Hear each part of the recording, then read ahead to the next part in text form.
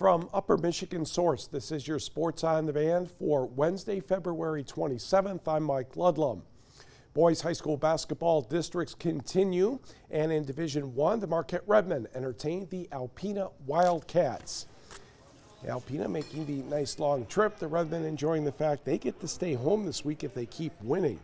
First quarter, Ethan Martish, Luke Oji, Brendan Caskey, Marius Grazoulis, and a layup for the Redmen.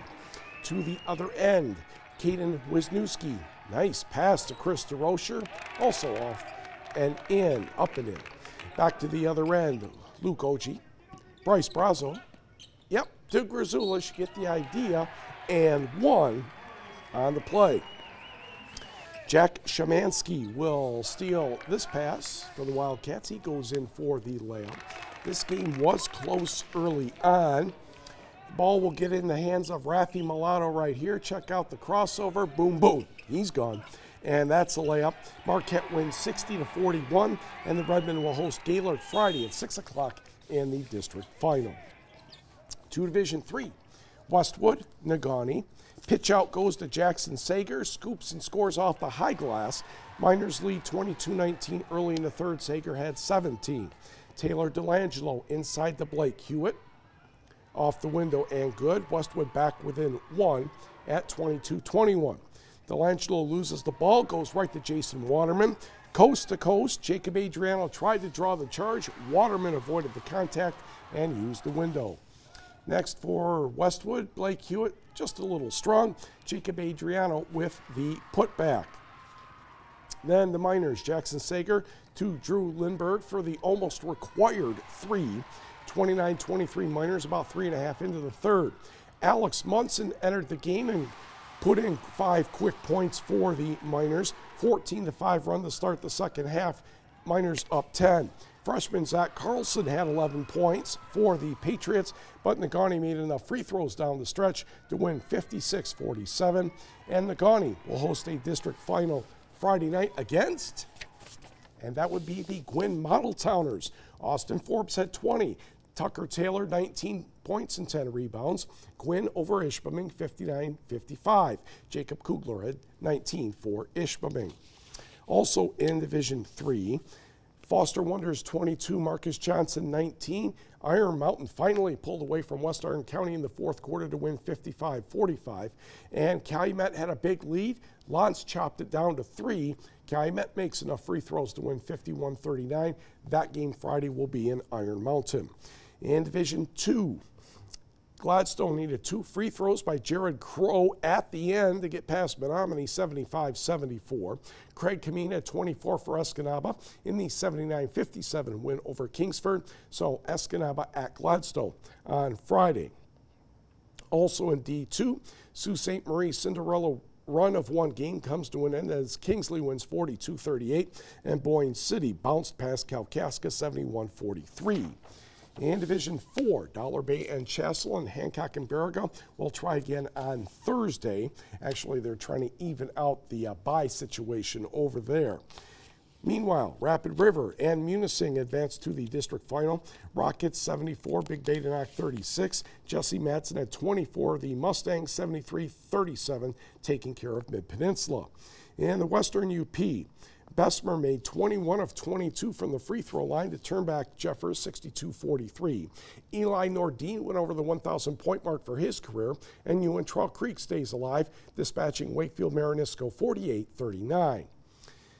Forest Park cruises past North Dickinson 70-42 despite 21 from the Nordics' Matt Brouette.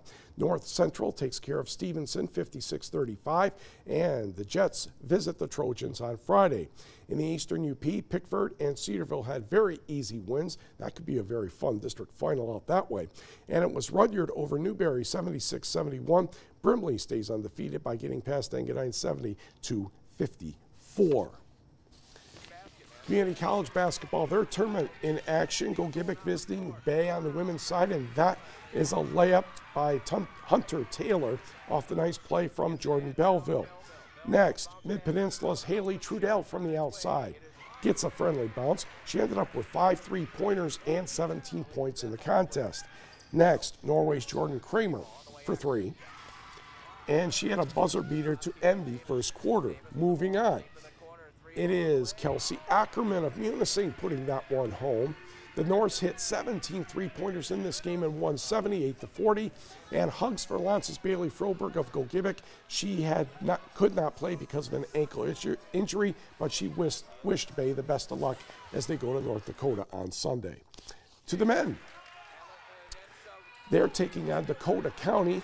Christian Alexander, a slam dunk to get things going. Bay leads 15-6. And Escanaba's Ryan Robinette will get the ball. And he will go all the way to the basket, lay it up and in. Norse leading 32-26 over the Blue Knights. Second half, though, the Blue Knights went on a run. But first, Tyler Willett of Escanaba with a basket. He had 19. Alfonso Fields had 18. But Jeremiah Cotton went off for Dakota County. 18 points. They ended up with 6 players in double figures. And Bay's men's season comes to an end, 90-71. The rivalry returns tomorrow night for the second time this season as the NMU men's basketball team meets Michigan Tech. And if it's like the first contest, it will be a good one. Last month when these two teams played, it was a battle right down to the end with NMU coming out on top 63-59. Nava Eccles and Isaiah Johnson combined for nearly half of the Wildcats' points. If the Huskies want to have success this time around, they'll have to slow down the dynamic duo. It's really hard to contain those two, but if you can contain one of them, you'll have a chance if you don't let the other 5 or 6 role players go crazy. But those two guys together have been dominant in this league, and you really have to pay attention to what they're doing and not letting them get going too fast. And if you do, it's going to be a long night. If they get going, they get on a roll. They're dynamic. Can we dictate tempo? And I think that's always the thing when we play Tech. You know, they have a certain style, we have a certain style. A lot of times they're very different. And when we have gone there, that's the one thing that has been a hindrance for us is they have been able the last 3 years to really dictate what the style of the game was going to be like. And I think for us it's really important that we start the right way. Thursday is also Michigan Tech Senior Day. Tip-off is set for 7:30. You can watch the men's and women's games on our sister station Fox UP. The women's game begins around 5:30 tomorrow. The Michigan Tech Student Athlete Advisory Committee is putting on a shoe and boot drive to collect donations for the Salvation Army in Hancock and a Miracle Minute to raise funds for a former women's basketball player. SAC will be collecting items at tomorrow's basketball games and Friday's hockey game against NMU from the time the doors open until the end of the first half for basketball and the end of the first period for hockey. New or gently used shoes, boots, and other footwear are acceptable. Collection bins for this drive will also be placed in the Michigan Tech Administration Building by the elevators and at the SDC ticket office from April 1st through 26th. SAC is also sponsoring a Miracle Minute fundraiser for the family of former Michigan Tech women's basketball player Sarah Yellen.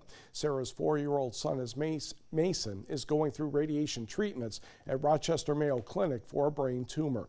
Donations will be accepted at Thursday's basketball, and buckets will be passed in the crowd during the second media timeout of both games. The NMU women's indoor track and field team will send 2 individuals and a relay to the NCAA National Championships. You see the names on the screen for the 4x400 meter relay. Sydney McPeters, Paige Dutcher, Lindsay Collins, and Shayla Hubner. Hubner is also in a running event, the 800 meters, and Michelle Jurgen is involved as well, as she will be in the high jump. That will take place March 8th and March 9th in Pittsburgh, Kansas.